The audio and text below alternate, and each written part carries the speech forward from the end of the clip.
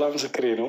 እችን ፎቶ ኤዲት ያደረጋት ልጅ አሁን ለታለጥፊያት ፌስቡክ ላይ በውስጥ መጥቶ አውፍ በለኝ እኔ ነኝ ይሄንን ያደረግኩት ብሎ ጻፈልኝ። አህባሽ ነው ልጅ።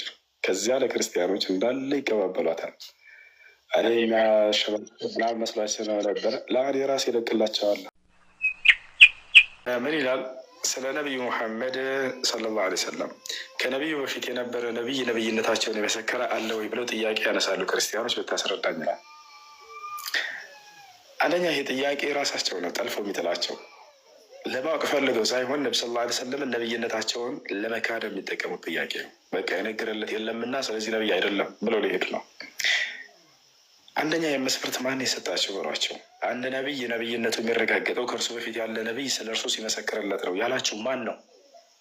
ከየት አምጥታችሁ ነው መስፈርት? ቢያንስ በመጽሐፋችሁ ላይ ያለው መስፈርት ወፍ የለም። አንድ ያዙ። ሁለተኛ እሺ የመስፈርት አለ ብለን እንቀበል።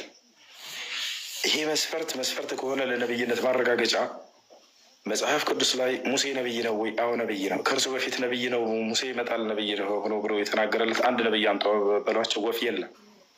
የመጀመሪያ ሲጀምር መጽሐፍ ላይ ሙሴ ነው የሚለው ወደ ዘፍጥረት ምዕራፍ 1 ቁጥር 1 ቦታቸው አለ። ስለዚህ ከእርሱ በፊት ነቢይነትን የመሰከረ አንቱ የለም። እሺ ችግር የለም። ከእርሱ በኋላ ዕንባቆም የሚባል መጽሐፍ ጭራሽ የጻፈ ነቢይ አለ። ዕንባቆም የሚባል ነቢይ ይመጣል ብሎ የመሰከረ አንድ አምጡ በሏቸው። ወፍ የለም። አብዲዮ የሚባል ነቢይ አለ። ነቢይነትን የመሰከረ አንድ ነቢይ አምጡ። የለም። ወፍ ጭራሽ አንድ ቦታ ላይ ጭራሽ ኢየሱስ ክርስቶስን እስኪ እንፈልገው። ኢየሱስ የሚባል ነቢይ ይመጣል ብሎ የተናገራለ ወይ ከብሉይ ኪዳን? የለም። ኢየሱስ የሚል ስሙ ራሱ የለም በብሉይ ኪዳን ላይ። ስለዚህ ሐሰተኛ ሊሆን ነው ኢየሱስ ክርስቶስ ማለት ነው። ያስገዳል እንደዚህ ነገር ግን ይሄ ሁለተኛው መልስ ነው። ሶስተኛ መልስ እሺ ነቢ ሰለላሁ ዐለይሂ ወሰለም እንደሚመጡ ቀድሞ የተናገረላቸው ነቢይ አምጡ፣ እኛ ግን እንሰጣቸዋለን። ዒሳ ዐለይሂ ሰላም ምዕራፍ 62 ቁጥር 6 ላይ ወኢዝ ቃለ ዒሳ ብኑ መርየመ ያ በኒ እስራኤል እኒ ረሱሉላሂ ኢለይኩም ሙሰዲቀን ሊማ በይነ የደየ ሚነ ተውራት ወሙበሽረን ቢረሱሊን የእቲ ሚን ባዕድ ስሙሁ አሕመድ። ዒሳ ቃል በቃል ምን ብሏል? ከእኔ በኋላ የአላህ መልእክተኛ ስሙ ሙሐመድ ወይንም አሕመድ የሚባል ነቢይ ይመጣላቸዋል ብሎ ያው ከእርሳቸው በፊት ተናግሮላቸዋል። እዛው መጽሐፋቸው ላይ ሆናችሁ ከሌላ መጽሐፍ አንጠይቅም። አሁን የገለጽኩላቸውን ነቢያቶች ቀድሞ የተናገረላቸው ነቢይ አምጡ በሏቸው። ወፍ የለም። ሁላቸውም ሊወድቁ ነው። ያችሁ ያ ሰላም ነው አለ። አልሐምዱሊላህ። ትንሽ የሆነች ጥያቄ ነበር። ታውቂያለሽ? አላውቅም ወላሂ ገና ለሰማት ነው። እስኪ ምንድን ናት እሷ? የሆነ ቁራ ላይ ያነበብኩ ነገር አለና ማለት ነው። ያ ምን ትላለች? ሱራ በቀራ 6:100 ላይ እሺ ምን ትላለች? ጥያቄ ጠይቄ ሱራ 6 ሱራ በቀር 6 ማለት ነው። ሱራ በቀራ 6 አረተ ሱረቱል በቀራ ምዕራፍ 2 ነው። ችግር የለውም። እሺ ሀሳቡን ንገረኝ ዝም ብላት። መቶ ላይ ቁጥር 100 ላይ ማለት ነው። እሺ ምስቶቻችሁ እንደ እርሻ ናት ይላል። ሴቶቻችሁ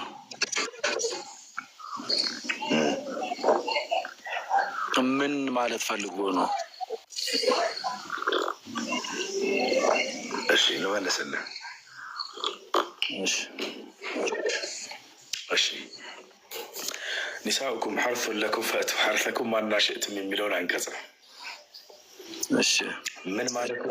ለምንስ ወረደ የሚለውን ሰበበ ንዙልን ሁሉ አዳምጡ። በመጀመሪያ ምክንያቱን ልንገራችሁ።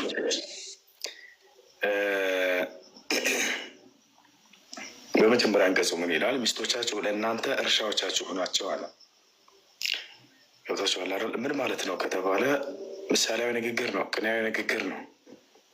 እርሻ ማለትን ማለት ነው ገበሬ አርሶ ፍሬን የሚያገኝበት የሆነ ምንጭ ማለት ነው።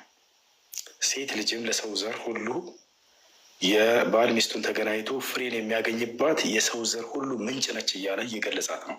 ታዲያ ይህ ውዳሴ ነው ወይንስ ማንቋሸሽ ነው? ልጆች ማንቋሸሽ ነው ውዳሴ? የሰው ልጅ ሁሉ መሰረትና ምንጭ ነች፣ መገኛ ነች እኮ ሴት ልጅ እያለ እኮ ነው። የሰው ልጅን መገኛና ምንጭ መሰረት ወንድ ልጅን አይደለም አላህ ያደረገው ሴቶች ናቸው። አረ በቃ ይሄ ውዳሴ ነው። ይሄ እርሻ መባል ደብሯቸው ከሆነ ክርስቲያኖች ይህን ጥያቄ ሁሉ የሚያነሱት እናንተም እርሻ ናቸው መጽሐፍ ቅዱስ ላይ ሴቶች ብቻ ወላ ወንዶችም ሴቶችም እርሻ ተብላችኋል። ሴቶችንም በተናጠል ማርያምን እርሻ ናት ይላታል መጽሐፍ ቅዱስ። ሴቶችንም ሴቶች እርሻ ናቸው ተብላችኋል። ወደ ማስረጃ ነው የሚሄድ ላሳያችሁ።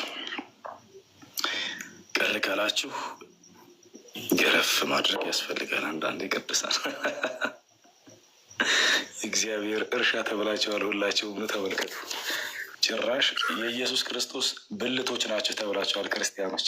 ብልቶች ጉድ እኮ ነው።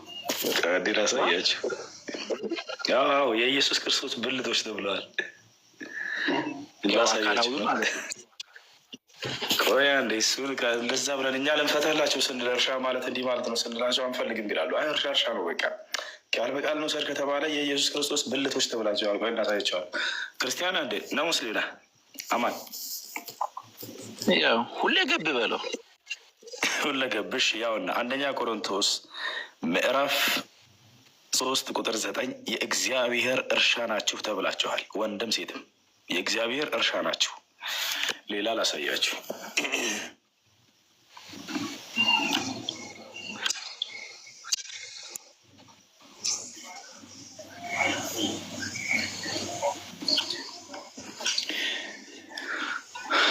አንደኛ ቆሮንቶስ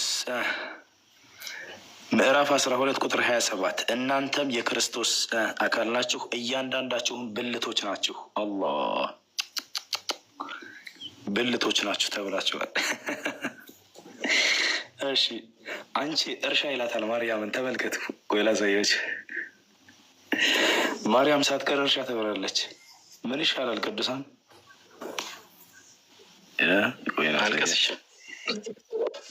ማልቀስ ይሻላል። እሺ እንዚራ ስብሐት ያው አንቺ እርሻ ነሽ፣ እርሻ ነሽ፣ ስንዴውም ልጅሽ ነው። ጭራሽ ያበር ይሄ ብቻ አይደለም። ማርያምን ምን ይላታል? አንቺ በግን የወለድሽ ይላታል። ተመልከቱ። ንጉር ላሳያችሁ። አንቺ በግን የወለድሽ ምን ይሻላል ልጆች?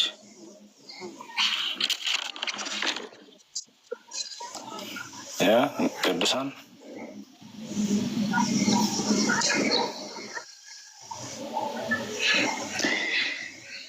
እና እርሻ መባል የሚደብራቸው ከሆነ እርሻ ተብላቸዋል።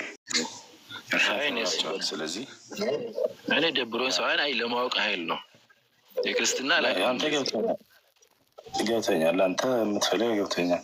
ነገር ግን እንዳው እነሱ ያውና ያለ እዚህ ጋር ተመልከት። ይኸው እንዚራ ስብሐት ምዕራፍ 15 ቁጥር 133 ለሁሉም ሕይወት አንቺን በፈጠረ በእግዚአብሔር አብ ስም ጸጋውን በአንቺ ላይ በከመረ ባበዛ እግዚአብሔር ወልድም ስም በአንቺ ምስጋናን በንጽህና መዝጊያ በዘጋ በእግዚአብሔር መንፈስ ቅዱስ ስም በግን የወለድሽ በግ እመቤቴ ማርያም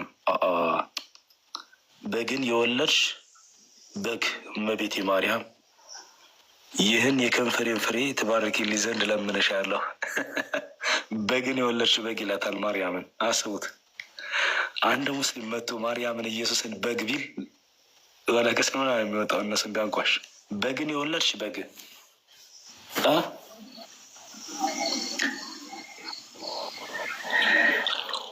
ለማንኛውም ይሄን ይመስላል። እሺ እንትንሳ እሺ አይ እኔ ለማወቅ ማለት ለማወቅ ነው እንጂ የኛ እንደዚህ የእናንተ እንደዚህ ለማለት አይደለም። ብቻ እንዲብራራልኝ ነው፣ ለማየት አይል ነው።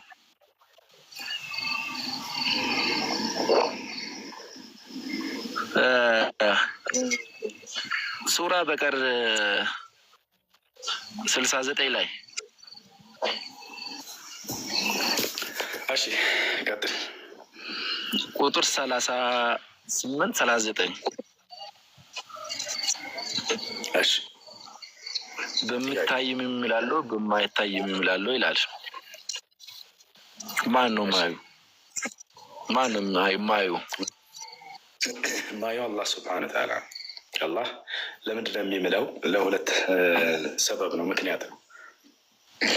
አንደኛ አላህ ስብሐነ ወተዓላ የሚምለው ከመሐላው በኋላ ትኩረት እንድንሰጥ ዘንድ ሊያደርገን ነው። ከባድ የሆነን መልእክት ሊያስተላልፍ ስለሆነ ማለት ነው።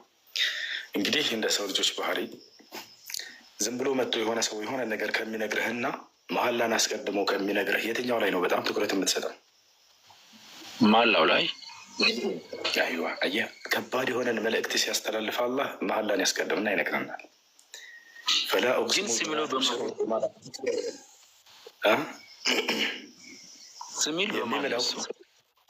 በማስም አምላክ አላህ እኛ በእርሱ እንጂ በሌላ በማንም መማል አንችልም፣ በፈጣሪ ነው። እርሱ ግን አላህ የሚምለው በፈጠራቸው ታላላቅ ፍጥረታቶች ነው። አንደኛ እነዛን የፈጠራቸው ራሱ መሆኑን ሊገልጽልን እና ሁለተኛ ደግሞ እርሱ ከመሐላው በኋላ አሳሳቢና አንገብጋቢ የሆነን መልእክት ሊያስተላልፍልን ትኩረታችንን ሳብ ለማድረግ ነው ይሄን የሚጠቀም። አንደኛ ይሄ ነው። ሌላኛው ነገር እግዚአብሔር በያዕቆብ ክብር ይምላል መጽሐፍ ቅዱስ ላይ። ምናልባት ክርስቲያኖች በዚህ ነገር ጓ የምትሉ ከሆነ አሁንም ማለት ነው በያዕቆብ ክብር እምላለሁ ይላል እግዚአብሔር። በራሱም ይምላል ሲፈልግ፣ ልክ አላህ በራሱ እንደሚምለው ማለት ነው። ገብታ ይህ ነው እንትን ኢብራሂም የምን ሃይማኖት ነበረው? የኢብራሂም ሃይማኖት ምን ነበረ? ሙስሊም ነበር፣ ኢስላም ነበር። ማካን ኢብራሂም የሁድይ ነው ላነሰ ማስረጃ አለ በቁርአን ላይ ያሳያል። ኢብራሂም ሙስሊም ነበረ በምሎ ያው ላሳይህ ከፈለክ ካሳያለሁ። አውጥቼ አለ ሙስሊም ያሳይ። አይ ያ ሰላም ያ ሰላም ያ ሰላም ያ ሰላም።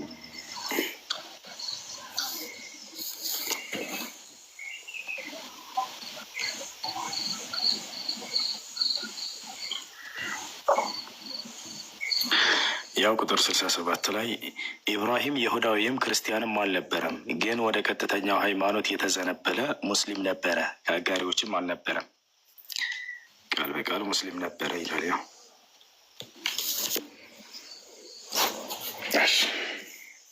ከነቢዩ መሐመድ በፊት ሃይማኖት ምን ነበረ? ወይ በምን ይማላል? በአላህ ብቻ ነው የሚማለው፣ በፈጣሪ እንጂ በሌላ በማንም ሰዎች መማል አይችልም በየትኛውም ዘመን። ልክ በአንድ አምላክ ነው። በአንድ አምላክ ነው። በአላህ ብለው በአላህ ነው የሚምሩት በአላህ ነው። እርሱ አንድ አምላክ ደግሞ የተባለው እርሱ ብቻ ነው። በአላህ ብቻ ነው የሚምሩት። ነቢዩ ሰለላሁ ዐለይሂ ወሰለም ሐዲስ ላይ ሲናገሩ ላ ተሕሊፉ ቢአባኢኩም ወላ ቢአጅዳዲኩም መን ካነ ሐሊፈን ፈልየሕሊፍ ቢላሂ አው ሊየስሙት አሉ። በአባቶቻቸውም በአያቶቻቸውም በማንም እንዳትምሉ፣ በማል የፈለገ በአላህ ብቻ ይማል፣ አልበለዚያ ዝም ይበል አሉ። ከአላህ ውጭ በአላህ ካሎች መማል ክህደት ነው፣ ማጋራት ነው። ቃል ነቢ ሰለላሁ ዐለይሂ ወሰለም መን ሐለፈ ቢገይሪላሂ ፈቀድ ከፈረ ወአሽረክ፣ ከአላህ ውጭ በአላህ ካሎች የማለ ሰው በእርግጥም ካደ ወይንም አጋራ ብለው ተናገሩ። አይ ለጠቅላላ እውቀት ለማወቅ ነው እንጂ ለምናምን አይደለም። ማለት አነበብኩ መሰለኝ ጠየቁ ቅርታሽ አይ ችግር ነው ማለት ከላይ አቤኔዘር ሰላም፣ እንዴት ነህ? ይሰማሃል? ለሰላም ነው አለ አልሐምዱሊላህ።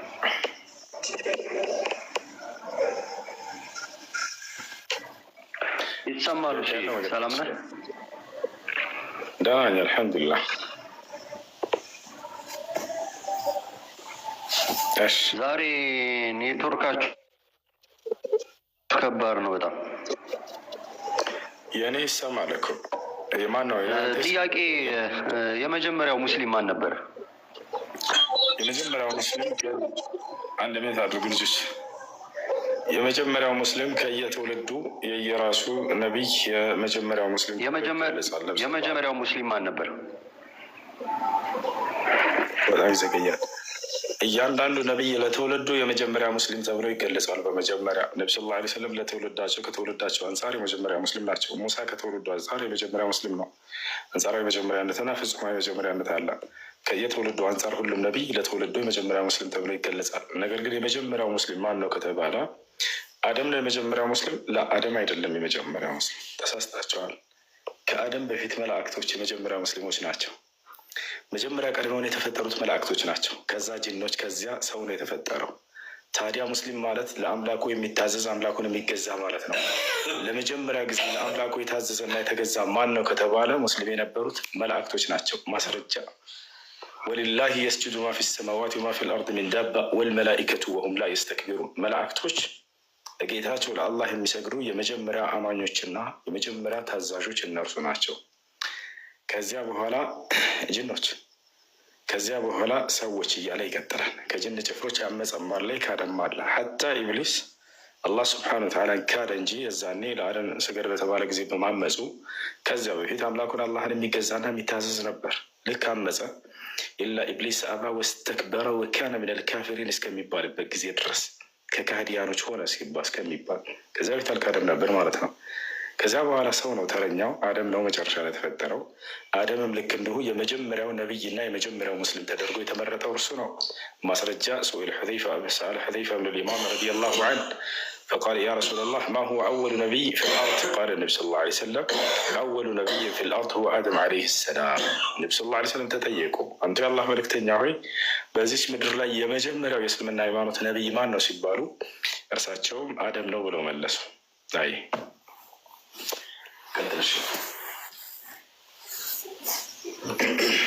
አይ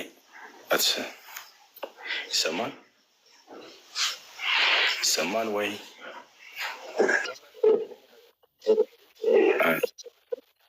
በፊት እምነታቸው ምን ነበር? ምን አልከኝ?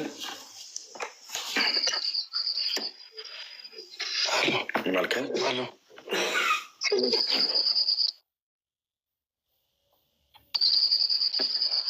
ሙስሊም ከመሆናችሁ በፊት ምን ነበር እምነታቸው? እሺ ሙስሊም ማለት ነቢዩ መሐመድ ሙስሊም ከመሆናቸው በፊት ምን ነበር እምነታቸው? እሺ ኔትወርክ በጣም ይዘገያል። ከጠይቅ በኋላ አዳምጥ። እሺ ማን እንትን ይላል? ኔትወርክ ያዝ ያርሰ የእኔ ነው ኔትወርክ ችግር ወይንስ የሱ ነው? እኔ መልስ እንድቀጥል የሱ ነው። መልካም።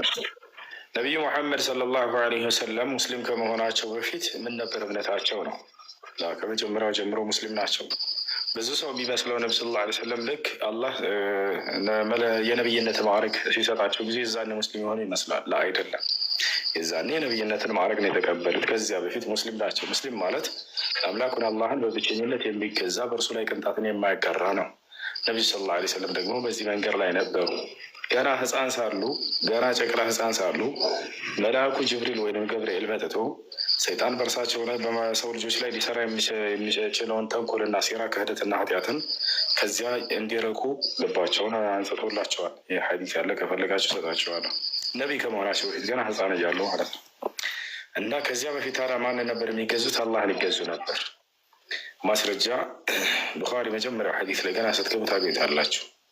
ካነ የተሐነፈ ፊ ጋር ሒራ ይላል። ነቢይ ከመሆናቸው በፊት መልአኩ ጅብሪል መጥቶ ሒራ ላይ ሳይገለጥላቸው በፊት የነበረው ማንነታቸው ሲገለጽ በሒራ ዋሻ እየሄዱ አላህን በብቸኝነት ይገዙ ነበር ይላል። ገባቻ ወተሐነቱ ሁወ ተዓቡድ ለያሊ ዛት ልዓደድ። በሌሊት ነቢ ሰለላሁ ዐለይሂ ወሰለም ስንቅን ይዘው እየሄዱ ከኸዲጃ ስንቅ ታዘጋጅላቸዋለች። ለብቻቸው ከሰዎች ገንጠል ብለው ሒራ ዋሻ በመሄድ አላህን ይገዙ ነበር። ያ ነው ሙስሊም ብሎ ማለት አምላኩን አላህን የሚገዛ ነው። እና ቀድመውም በክህደት ላይ አልወደቁም። ነብሰል ማለት ነው።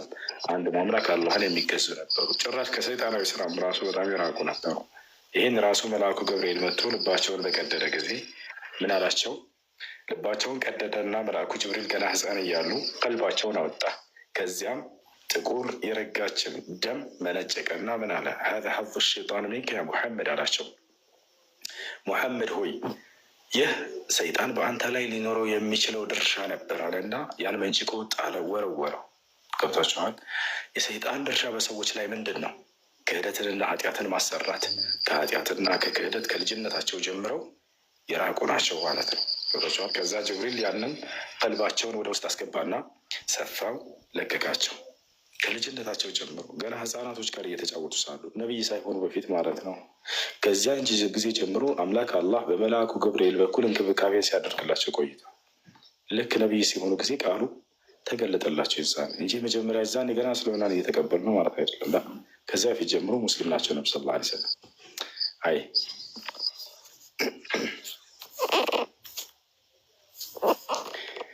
እዚህ ላይ ግልጽ ለማድረግ ማለት ነው የነገርከኝ ነገር እውነት ሆኖ ሳለ ከሀዲስ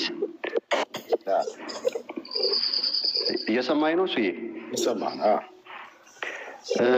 ሀዲስ ላይ ልክ ነህ እንዳልከው ነው የሚለው፣ ግን ቁርአን ላይ ግን እንደዛ አይልም። ቁርአን 42:52 ላይ እንደዛ አይደለም የሚናገረው መልእክት። 42:52ን ምናልባት ካብራራህልኝ ላንብበው።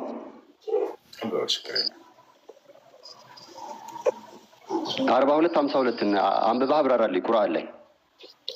እሺ በቃ ችግር የለም ላውጣልህ እና ላንብብ። እሺ 42:52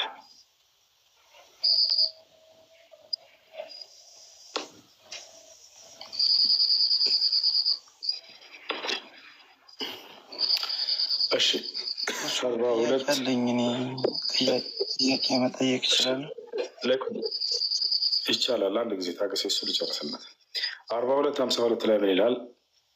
እንደዚሁም ወደ አንተ ከትእዛዛችን ሲሆን መንፈስን ወይንም ቁርአንን አወረድን። መጽሐፉም እምነቱም ምን እንደሆነም የምታውቅ አልነበርክም። ግን መንፈሱን ከባሮቻችን የምንሻውን ሰው በእርሱ የምንመራበት ብርሃን አደረግ ነው። አንተም ወደ ቀጥተኛው መንገድ በእርግጥ ትመራለህ ይላል። እዚህ ቦታ ላይ መጽሐፉ የተባለው ቁርአን ነው። እምነቱ ምን እንደሆነ አታውቅም ሲል ጊዜ አንተ ሃይማኖቱን ለማለት መስሎ ነው አይደል? እስልምና ሃይማኖት እንደዛ አይደለም፣ እንደሱ ብሎ በፍጹም የፈታ የለም። ታዲያ ምንድን ነው ከተባለ ሸሪዓ ማለት ነው። ህግጋቱን አታውቅም ነበር ማለት ነው። ነቢዩ ሰለላሁ ዐለይሂ ወሰለም ቁርአን ሲባል ጊዜ ሙሉ ህግጋት ነው ወይ? ሙሉ ህግጋት አይደለም። ገብታችኋል? ኧረ በእርሱ ውስጥ ታሪክ አለ፣ የነቢያት ታሪክ፣ ወደፊት ስለሚሆነው የተነገራለ፣ ስለ ሰማይ ፍጥረት፣ ያን ሁሉ አታውቅም ነበር እያለ ነው። አንደኛ ቁርአን አታውቅም ሲል ጊዜ ያንን አላህ ሳይገልጥላቸው ወደፊት አያውቁም ነበር። ሁለተኛ ደግሞ በውስጡ ምን አለ? ህግጋት አለ። ለምሳሌ ይሄን ያክል ሶላት ስገድ፣ ይሄን ያክል ጾም የሚለውን ያውቁ ነበር ወይ? ነብዩ ሰለላሁ ዐለይሂ ወሰለም ያንን አያውቁ። ያን ህግጋት አታውቅም ነበር እያለ አላህ ሱብሓነሁ ወተዓላ እየተናገረ እንጂ እንዳው እስልምና ሃይማኖት ምን እንደሆነ አታውቅም እያለ አይደለም። ይሄን ከራሴ ነው እየፈታሁት አይደለም። የሊቃውንቶች ፍች ላሳየህ ምን እንደሚል። ይሄንን አንቀጽ አውጥተን ማለት ነው። ማ ኩንተ ተድሪ መል ኪታብ ወለል ኢማን ይላል አንቀጹ።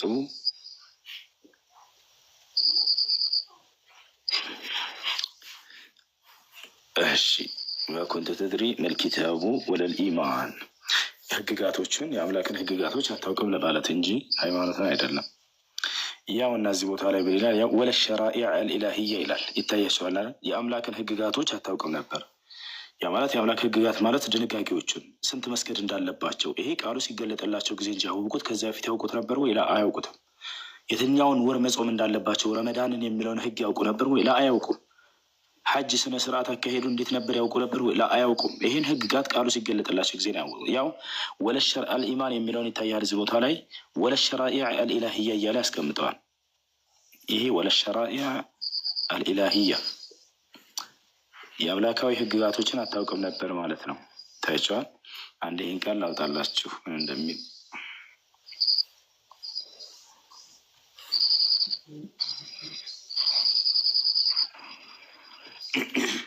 ያው ይታያል አይደለ? መለኮታዊ ህጎችን እንኳን እያለ ይናገራል። እነዚህ መለኮታዊ ህጎችን እንኳን ነቢዩ ሰለላሁ ዐለይሂ ወሰለም ሳይገለጥ በፊት አያውቁም ማለት ነው። ይህ ማንኛውም ነቢይ ነው። ህግጋቱ ሳይገለጥለት በፊት የሚያውቅ አለ ወይ? ላ የሚያውቀው ነገር የለም። ያው እና ይሄኛውም ተፍሲር ላይ ላሳይ። ይሄ ሁለተኛ ተፍሲር ነው። ሌላኛው የሊቃውንት ተፍሲር ነው። መልኪታብ ወለል ኢማን አይ ለይሰ ዒንደከ ዒልም ቢአኽባሪ ልኩቱብ ሳቢቃ ወላ ኢማን ወዐመል ብሸራኢዕ አልኢላሂያ። የአምላክን ህግጋት አታውቅም ነበር ነው እንዳለ የሁላቸውም ተፍሲሮች ማለት ነው። እዚህም ላይ ማየት እንችላለን። እና ስለዚህ ነቢዩ ሰለላሁ ዐለይሂ ወሰለም እዚህ ቦታ ላይ አታውቅም የተባሉት የአምላክን ህግጋት ኢማን ሲል ጊዜ ሸሪዓ ተብሎ ይመጣል፣ ህግ ለማለት ነው። ያንን ህግ አታውቅም ነበር ነው። እሺ መጽሐፍንም አታውቅም፣ ህግጋትንም አታውቅም። መጽሐፍን ይሰጣሉ ነቢያቶች። በዚያው በመጽሐፍ ውስጥ ደግሞ ምን አለ? ለየት ብሎ ደግሞ ህግጋቶች አሉ። ቶቻል መጽሐፉንም አታውቅምም፣ በውስጡ ያለውንም ህግጋት ምን እንደነበሩ አታውቅም ነበር። እኔ ግን አሳወቅኩህ እያለ አላህ ሱብሓነሁ ወተዓላ እየገለጠላቸው ነው። ይህ ነው። እሺ ዋሌኩም ሰላም ረመቱላ። እሺ ላይ ኩን ጥያቄ አለ? አዎ ጥያቄ አለኝ። እሺ ጥያቄ ምንድን ነው? አመሰግናለሁ። ሌላ ጊዜ እመለሳለሁ። አመሰግናለሁ። እሺ ጥያቄ ምን መሰለህ? እኔ ከነቢዩ መሐመድ በፊት እስልምና አለ ብዬ አላምንም። እኔ ከነቢዩ መሐመድ በፊት እስልምና እሺ እሺ ቀጥሉ። ይህንን ምስል በምክንያት ነው ቁርአን ላይ ባለ ቃል ማለት ነው። ቁርአን ሱራ 6 163 እና ሱራ 39 12 አካባቢ መሰለኝ። እሺ ነቢዩ መሐመድ እኔ የሙስሊሞች መጀመሪያ ነኝ ብሏል እና በዛ ምክንያት ከዛ በፊት የነበሩት ሰዎች ሙስሊም እንዳላደሉ ተረድቻለሁ ማለት ነው። እሺ ለማለሰልህ ለማንኛውም አዳምጠሽ መልስም እኔ ሙስሊሞች መጀመሪያ እንደሆን ታዘዝኩ የሚለውን ቃል ነው። ቅድምም ሳብራራ ነበር። እሻን በደንብ አንዳንተ እንደተረዳ መጀመሪያነት ለሁለት ይከፈላል። አንደኛ አንጻራዊ መጀመሪያነት አለ፣ ሁለተኛ ፍጹማዊ መጀመሪያነት አለ። አንጻራዊ መጀመሪያነት ማለት ከሆኑ ህዝቦች አንጻር ማለት ነው። ገብተዋል አይደለ? ከሆኑ ህዝቦች አንጻር። ፍጹማዊ ማለት ደግሞ ምንም ያልተገደበ መጀመሪያነት ነው። ምንም ማንም የመጀመሪያ የሚባል ያልቀደመው የመጀመሪያ የሆነ አካል ማለት ነው። ገብተዋል? የሰዎች ሁሉ መጀመሪያ ማን ነው? አደም ነው። ገብተዋል? የዚች አገር ግን የኢትዮጵያ የመጀመሪያው ሰው ማን ነው? እዚች ሀገር የገባው ቢባል ከዚህ ከኢትዮጵያውያን አንጻር የሆነ ሰው አለው ቀድሞም የገባ አዳንዴ ያ ከዚህ አንጻር የመጀመሪያ ተብሎ ሊገለጽ ይችላል። እንደ ምሳሌ ሌላ ልስጣችሁ። ከአንድ ቤተሰብ ውስጥ እናትና አባት አሉ። 8 ልጆች አሏቸው እርበል። የመጀመሪያው አንደኛው ልጃቸው መጣና እስልምናን ተቀበለ። መጀመሪያ እስልምናን የተቀበልኩት እኔ ነኝ አለ። ይሄ ልጅ ምን እያለ ነው የምንረዳው? ከቤተሰቡ አንጻር ነው እያለ ያለው አይደለ እንጂ መጀመሪያ እስልምናን የተቀበልኩት እኔ ነኝ ሲል ስንሰማው ከዚያ በፊት ሙስሊሞች የሉም ነበር ማለት ነው እንላለን? እንዲህ አንልም። ይህ አንጻራዊ መጀመሪያነት የሚባል ነገር ነው። ፍጹማዊ ነው ወይ? አላ አይደለም። ታዲያ ነቢዩ ሙሐመድ ሰለላሁ ዐለይሂ ወሰለም እየተናገሩ ያሉት ይህን ቃል በሉ የተባሉት በሆነ ዘመን ላይ ለሆነ ትውልድ ጀምሮ የተላኩ ናቸው። ከትውልዳቸው አንጻር የመጀመሪያ ሙስሊም እየተባሉ ነው። ሙሴ ከትውልዱ አንጻር የመጀመሪያ አማኝ ተብሏል። በቁርአን ላይ ሙሴ ምን አለ? ወአነ አወሉል ሙእሚኒን አለ። እኔ የምእመናን መጀመሪያ ነኝ አለ። ከእርሱ በፊትና አብርሃም ከሃዲ ናቸው ማለት ነው? ላ አይደለም። ከትውልዱ አንጻር የመጀመሪያ አማኝ ነው አብርሃም ማለት ነው። ሁሉም ነቢይ ለየትውልዱ የመጀመሪያ ሙስሊም ነው። ሙስሊም ማለት ታዛዥ፣ የአምላኩን ትእዛዝ የሚፈጽም ማለት ነው። ታዲያ የአምላክን ትእዛዝ መጀመሪያ ተቀብሎ የሚፈጽመው ማን ነው? ከትውልድ በፊት ያ ነቢይ ነው። ለእነዚያ ትውልድ የተላከ እርሱ ይፈጽምና ከዚያ ህዝቦችን ደግሞ በዚያ ፈጽሙ እያለ ያዛቸዋል። ገቶቻለር አሁን ይህንንም ፍቺ ከራስህ ነው ወይ የምትፈታው? ላ እኔ ከራሴ አንዳችን ነገር አልፈጣም። ማስረጃ ነው ላሳያችሁ፣ ሊቃውንቶች እንዴት ብለው እንደፈቱት። ምዕራፉን ንገረኝ። ስንት ነበር ያልከው? ላይኩን 39:12 ነው ያልከው አይደለ?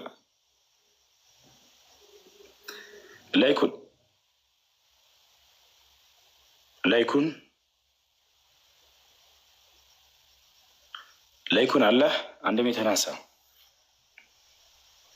አለ 39:12 ነበር ያልከው አይደለ? 39:12 እና እንትና 6:61 163 ላይም አለ። መልካም አሁን ተመልከቱ፣ የሊቃውንቶችን ንግግር እዚህ ጋር ላሳያችሁ ምን ማለት እንደሆነ ከራሴ እንዳይሆንባችሁ ማለት ነው። ይሄ 39:12 ነው። ወደ አማርኛ ቀይረዋለሁኝ። ወደ አማርኛ ቀይረዋለሁ። አንዴ እንትን ልበለውና ከህዝቤ አንጻር እያሉ እንዲናገሩ ነው የታዘዙት። ያው ይሄ 39:12 ነው። እዚህም ጋር አለ። ይህንን ላውጣላችሁ ከህዝባቸው አንጻር እንደሆነ ማለት ነው። እሺ ያውና ከህዝቡ አንጻር ነው። አንዴ ወደ አማርኛ ሊቀይረው እዚሁ እያለ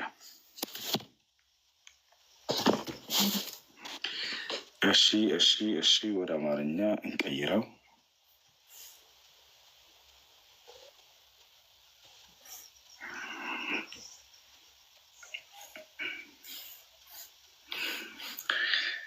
እሺ ወደ አማርኛ ልንቀይረው ነው።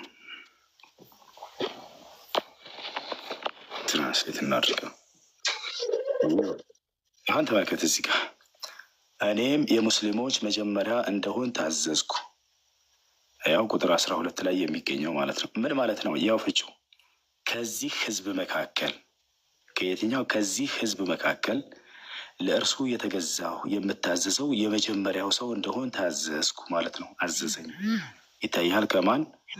ከዚህ ህዝብ መካከል ከህዝቦቻቸው የመጀመሪያ ለማለት ነው። ስለዚህ አንጻራዊ መጀመሪያነት ነው። አንጻራዊነቱ ለማን ነው? ለህዝቦቻቸው። ሙሴ ምን አለ በቁርአን ላይ? እኔ የአማኞች መጀመሪያ ነኝ አለ። የተገኘው ማለቱ ነው። ይህ ማለት ከእነሱ ለእስልምና አልበቁም ማለት ነው።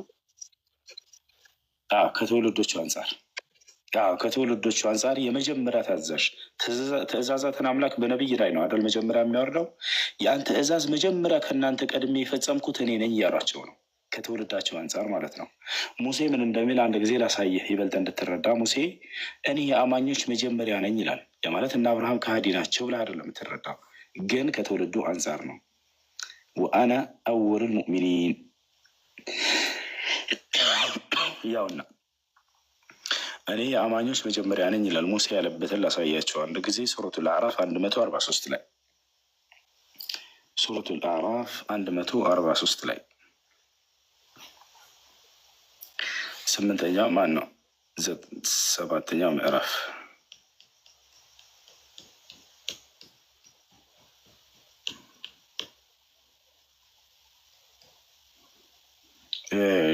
ሙሴ ምን አለ እንመልከት።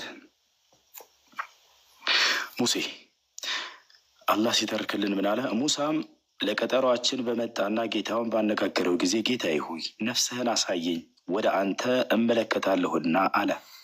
አላህም በፍጹም አታየኝም፣ ግን ወደ ተራራው ተመልከት፣ በስፍራውም ቢረጋ በእርግጥ ታየኛለህ አለው።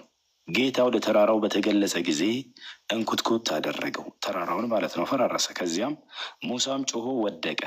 በአንሰራራም ጊዜ ጥራት ይገባህ፣ ወደ አንተ ተመለስኩ፣ እኔም በወቅቱ ተመልከት የምዕመናን መጀመሪያ ነኝ አለ ይላል። ለህዝቡ በጊዜው ማለት ነው ላሉት ህዝቦች እኔ ምን አለ? የምዕመናን መጀመሪያ ነኝ አለ ሙሴ። ከዚያ በፊት እና አብርሃም አላመኑም ከሃዲ ናቸው ማለት ነው አይደለም። በጊዜው ካሉ ህዝቦች አንጻር ነው። ገብቶሃል? ሁሉም ነብይ በጊዜው ከተላከለት ትውልድ አንጻር የመጀመሪያ ሙስሊም የመጀመሪያ ምዕመን ተብሎ ይገለጻል። እርሱ ያ ነው ይሆናል። ካልገባቸው ሌላኛው ማስረጃ ያና እዚህ ጋር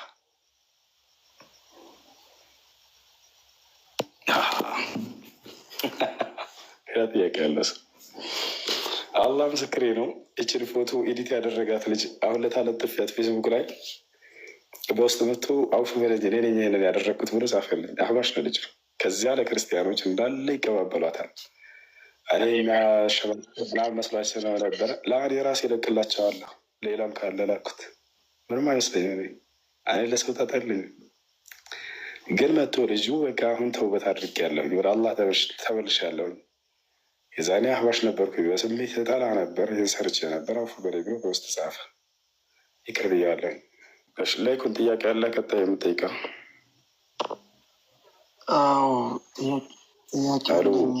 ጥያቄ ደግሞ ሌላ ምንድን ነው?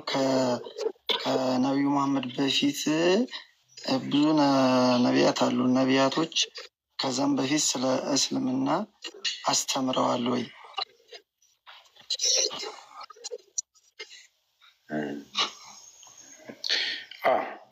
እስልምናን አስተምረዋል።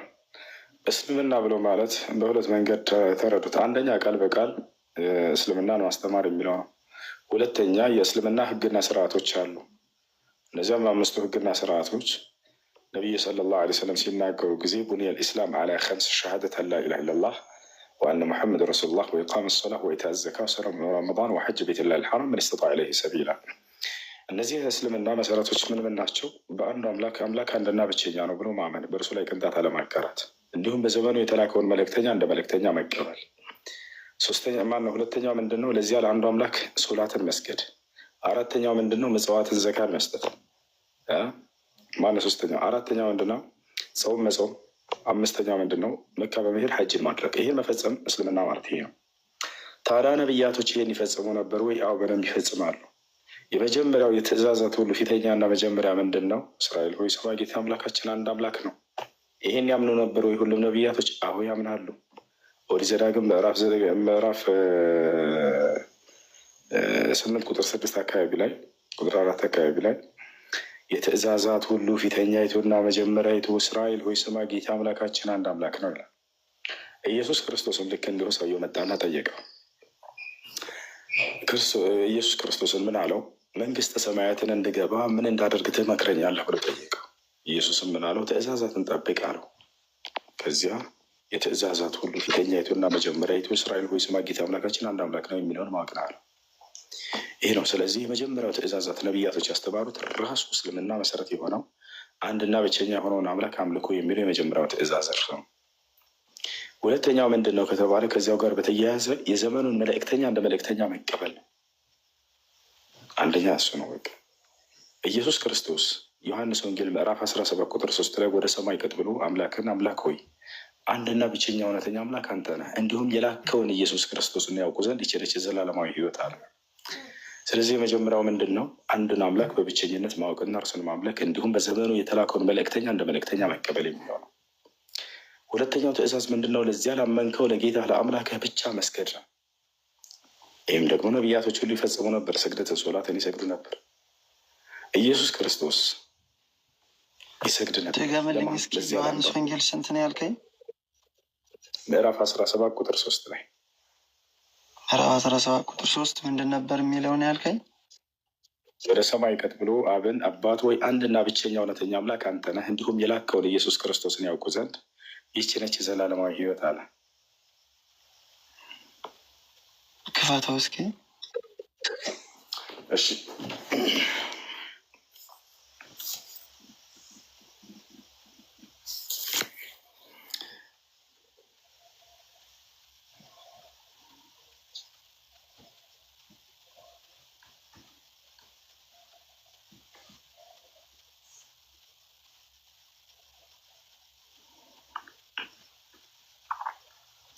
ያው ቁጥር 3 ላይ ምን ይላል?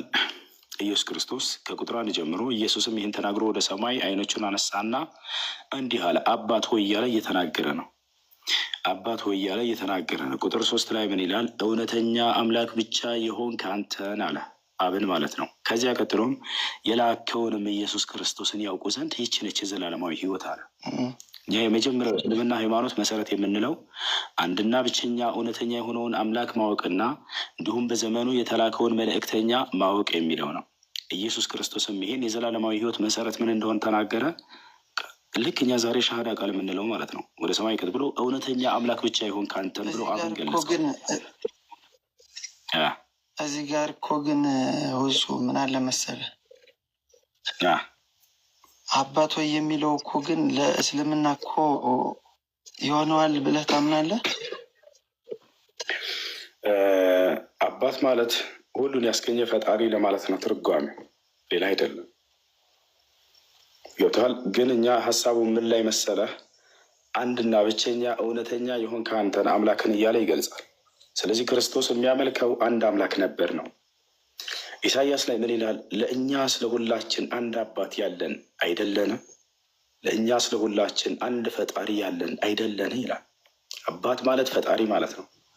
እንዳውም አሁን ላይ አባት ብለው ጨመሩት እንጂ የሚገርምህ የመጀመሪያዎቹ ትርጉሞች መጽሐፍ ቅዱስ ላይ ዮሐንስ ወንጌል ምዕራፍ 20 ቁጥር 17 ላይ ያለውን ኢየሱስ ክርስቶስ ወደ አባቴ ወደ አባታቸው፣ ወደ አምላኬ ወደ አምላካቸው የሚለውን ወደ ፈጣሪ ወደ ፈጣሪያቸው ነበር የሚለው።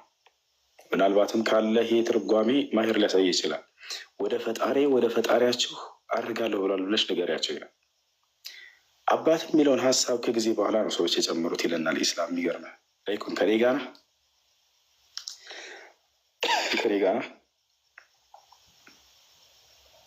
ላይኩን አለ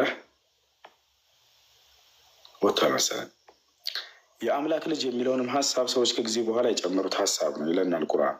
እሱንም በመጽሐፋቸው ማረጋገጥ ይቻላል። የሚገርም ከጊዜ በኋላ የአምላክ ልጅ የአምላክ ብላቴናው ምናምን እያሉ ከጊዜ በኋላ ነው የጨመሯቸው። እንዴት እንደጨመሯቸው ላሳያችሁ። ኢሳያስ 42 ከቁጥር 1 ጀምሮ ለኢየሱስ ክርስቶስ የተነገረ እንደሆነ ማቴዎስ ያምናል። ኢሳያስ 42 የአምላክ ባሪያ የሚለውን ነው እንዳለ የአምላክ ልጅ ልጅ ልጅ ልጅ ብለው የቀየሯቸው። ባሪያ ነው ትክክለኛው። የአምላክ ልጅ እያሉ ያስቀምጧቸው ሁሉ ለኢየሱስ ክርስቶስም ለቀደሙት ነቢያቶች እንዴት እንዳደረጉት ነው ላሳያችሁ።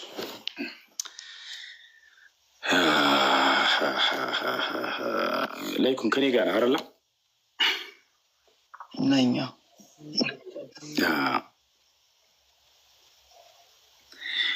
ኢሳያስ 42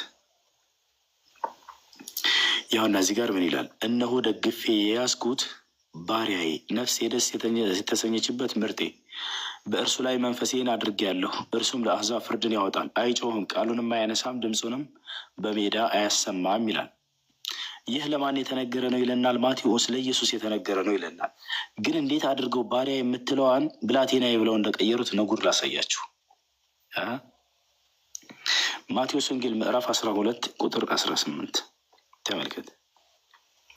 በነቢዩ ኢሳያስ የተባለው ይፈጸም ዘንድ ይላል። ያው ማቴዎስ ላይ ያንን ትንቢት ለኢየሱስ እንደሆነ አምጥቶት፣ ግን ምንም ቀየሩት። ባሪያ የምትለዋን ተመልከት፣ ብላቴናዬ ብለው ቀይረዋታል። እነሆ የመረጥኩት ብላቴናዬ፣ ነፍሴ ደስ የተሰኘችበት ምርጤ ወዳጄ፣ መንፈሴን በእርሱ ላይ አኖራለሁ፣ ፍርድንም ለአሕዛብ ያወጣል እያለ ይናገራል። አይከራከርም፣ አይጮህምም፣ ድምፁንም በአደባባይ ያነሳል። አየህ አይደለ? ባሪያ ተብሎ የተቀመጠውን እንዳለ የአምላክ ልጅ እያሉ ከጊዜ በኋላ ቀይሮት ነው። አምላካችን አላህ በቁርአን ላይ ይሄን ደግሞ ይነግረናል። የሚገርመህ ለአምላክ ልጅ ያዘ ብለው ክርስቲያኖች ራሳቸው ናቸው ይህንን ከጊዜ በኋላ የጨምሯቸው። ሌላውን ያሳይህ። ለምሳሌ ማቴዎስ ወንጌል ከመጀመሪያው እንመልከተው። ምን ይላል? ማቴዎስ ወንጌል ምዕራፍ 1 ቁጥር 1 ምን ይላል? የዳዊት ልጅ የአብርሃም ልጅ የኢየሱስ ክርስቶስ ትውልድ መጽሐፍ እያለ ይናገራል። አንድ ጊዜ ሉቃስ አይደለም ማርቆስ ያውና ማርቆስ ወንጌል ምዕራፍ 1 ቁጥር 1 የእግዚአብሔር ልጅ የኢየሱስ ክርስቶስ ወንጌል መጀመሪያ ይላል። ይታያል አይደል? ላይ እኮ ይታያል። አዎ የእግዚአብሔር ልጅ የኢየሱስ ክርስቶስ ወንጌል መጀመሪያ ይላል። አዲስ ኪዳን በምን ቋንቋ ነው መጀመሪያ የተጻፈው? በግሪክ ነው አይደለ? የግሪኩን ቀጥታ ሄደን ምን እንደሚል እንመልከተው። ምዕራፍና ቁጥሩን የያዙ ማርቆስ ወንጌል ምዕራፍ 1 ቁጥር 1 ይቺ የእግዚአብሔር ልጅ እያሉ ከጊዜ በኋላ እንደጻፉባቸው የመጀመሪያውን የእጅ ጽሑፍ ሂደን እንፈልገው ነው። ተመልከቱ። የግሪኩን ሂደን እንየው። እዚህ ጋር ምን ይለናል?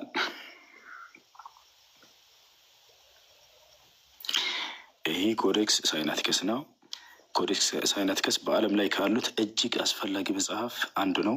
ከ1600 ዓመታት በፊት በእጅ የተጻፈው ይህ የእጅ ጽሑፍ የክርስቲያን መጽሐፍ ቅዱስን በግሪከኛ ይዟል።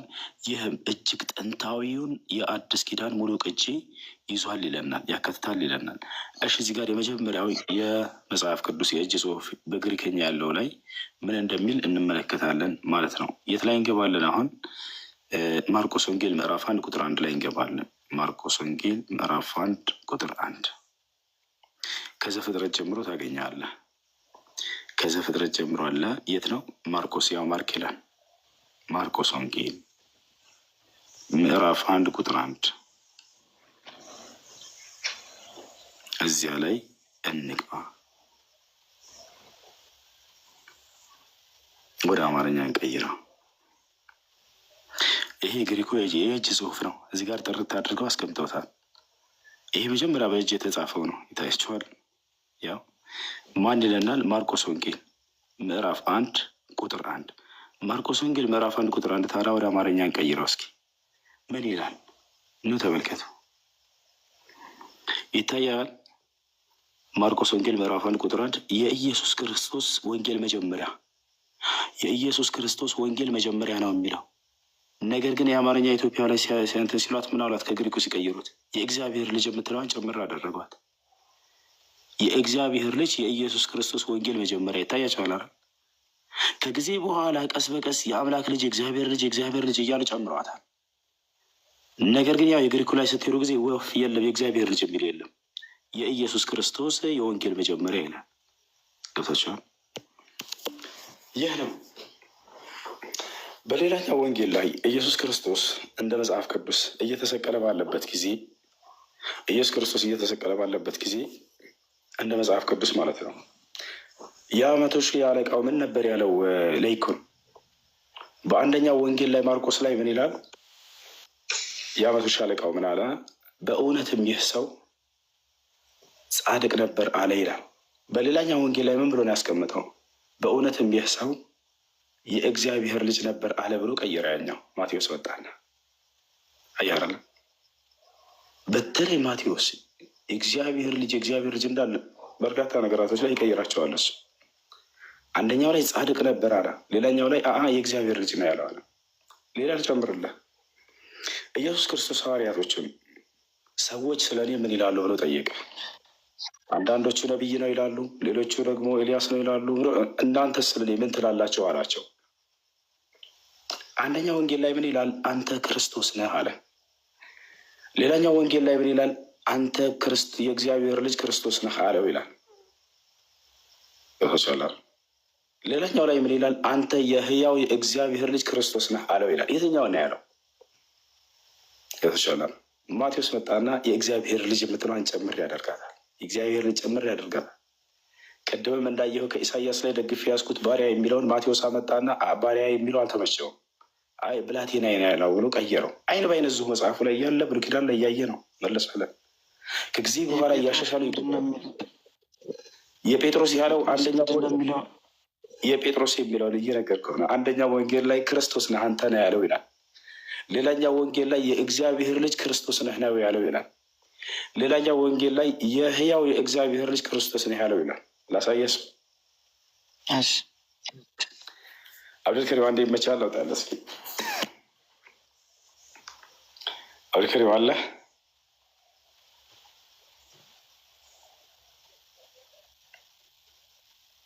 እሱ አብዱ የማይመቸው ከሆነ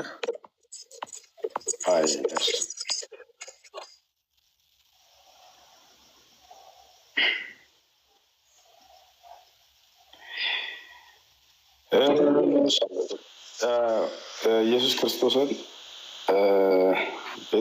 ጴጥሮስ የተናገረው አንድ ቦታ ላይ ማቴዎስ 16 አውጣለት መጀመሪያ።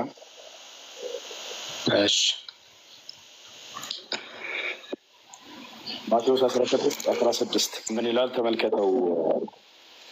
ስምዖን ጴጥሮስ መልሶ አንተ ክርስቶስ የሕያው እግዚአብሔር ልጅ ነህ አለ ይላል። ይታያል።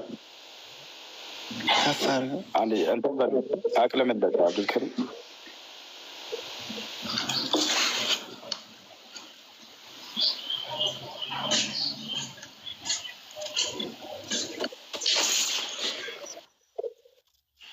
ይታያል።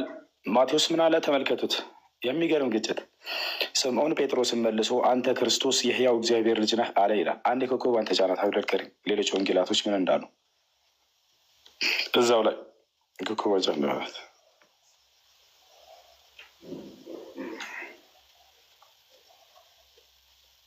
በጣም የዛኛውን ሳይድ ቆይ እናውጣው ቀጥታ እናላችሁ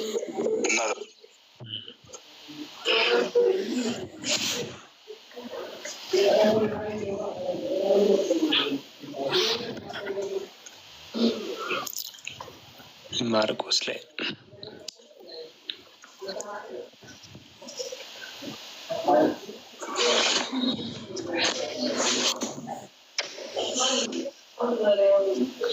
ማርቆስ 8:29 ያው ማርቆስ 8:29 ያው እና ለይኩን ምን ይላል? እናንተ እኔ ማን እንደሆንኩ ትላላችሁ ብሎ ጠየቃቸው። ጴጥሮስም አንተ ክርስቶስ ነህ ብሎ መለሰለት አለ። አየህ አይደለ? ማቴዎስ ምን ብሎ ጨምሯታል? አንተ ክርስቶስ የእግዚአብሔር ልጅ ነህ፣ የህያው እግዚአብሔር ልጅ ነህ ብሎ ተናግሯል።